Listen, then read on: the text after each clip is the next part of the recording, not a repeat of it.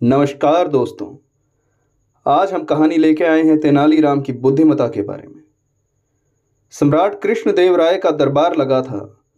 महाराज दरबारियों के साथ हल्की फुल्की चर्चा में व्यस्त थे कि अचानक चतुर और चतुराई पर चर्चा चल पड़ी।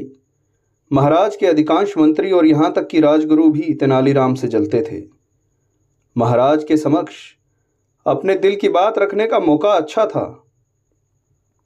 अतः एक मंत्री बोले, महाराज, आपके दरबार में चतुर लोगों की कमी नहीं है। यदि मौका मिले तो यह बात सिद्ध हो सकती है, मगर क्या मंत्री जी? उत्सुकता से महाराज ने पूछा। मैं बताता हूं महाराज, सेनापति अपने स्थान से उठकर बोला। मंत्री जी कहना चाहते हैं कि तेनालीराम के सामने किसी को अपनी योग्यता सिद्ध करने का अवसर ही नहीं मिलता। हर मामले में तेनालीराम अपनी टांग अड़ा देते हैं और चतुराई का सारा श्रेय स्वयं ले जाते हैं। अन्नदाता, जब तक दूसरे लोगों को अवसर नहीं मिलेगा वे अपनी योग्यता भला कैसे सिद्ध करेंगे? महाराज गंभीर हो गए। समझ गए कि सभी दरबारी तेनालीराम के विरुद्ध हैं। कुछ क्षणों तक वे कुछ सोचते रहे। अचानक ही उनकी दृष्टि एक कोने में ठाकुर जी की प्रतिमा के सामने जलती धूप पर स्थिर हो गई और तुरंत ही उन्हें दरबारियों की परीक्षा लेने का उपाय सूझ गया। वह बोले, आप लोगों को अपनी योग्यता सिद्ध करने का अवसर अवश्य दिया जाएगा और तेनालीराम बीच में नहीं आएंगे। ठीक है महाराज, सभी दरबारी प्रसन्न हो उठे। कहिए, हम क्या करें? राजा ने कहा, मुझे इस धूप बत्ती का 2 हाथ धुआं चाहिए। महाराज ने कोने में जलती धूप बत्ती की ओर संकेत करके कहा कि जो भी दरबारी ये कार्य करेगा उसे तेनालीराम से भी चतुर समझा जाएगा।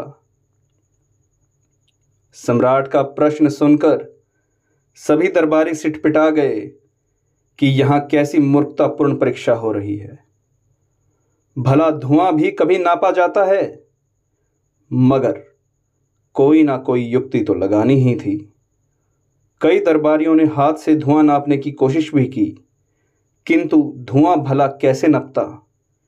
वह तो ऊपर उठता और बलखाए सांप की तरह इधर उधर लहर जाता। सुबह से शाम हो गई मगर कोई भी धुआं ना नाप सका। महाराज कृष्णदेव राय मंद मंद मुस्कुरा रहे थे। जब सभी दरबारी थक हार कर बैठ गए तो एक दरबारी बोला, महाराज, धुएं को नापना हमारी दृष्टि में तो असंभव है।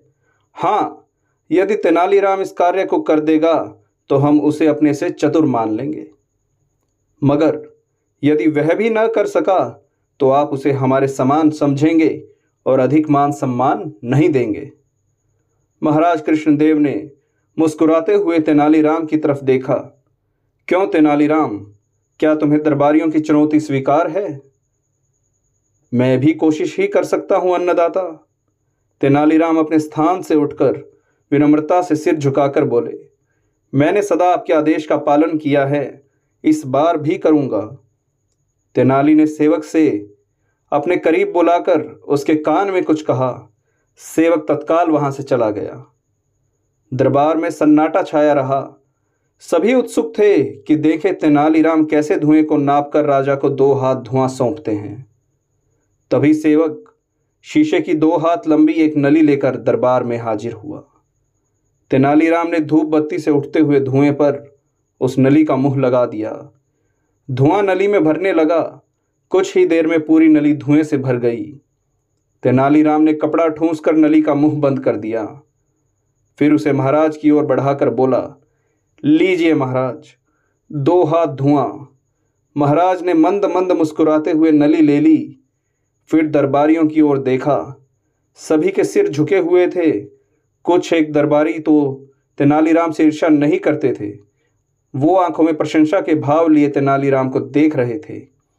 महाराज बोले, अब तो आप लोग मान गए कि तेनालीराम बुद्धिमान हैं और उनका मुकाबला कोई नहीं कर सकता। सभी दरबारियों के सर शर्म से झुक गए। अगर आपको ये कहानी अच्छी लगी हो मित्रों, तो हमारे चैनल को सब्सक्राइब कीजिएगा और बेल आइकन को प्रेस कर लीजिएगा।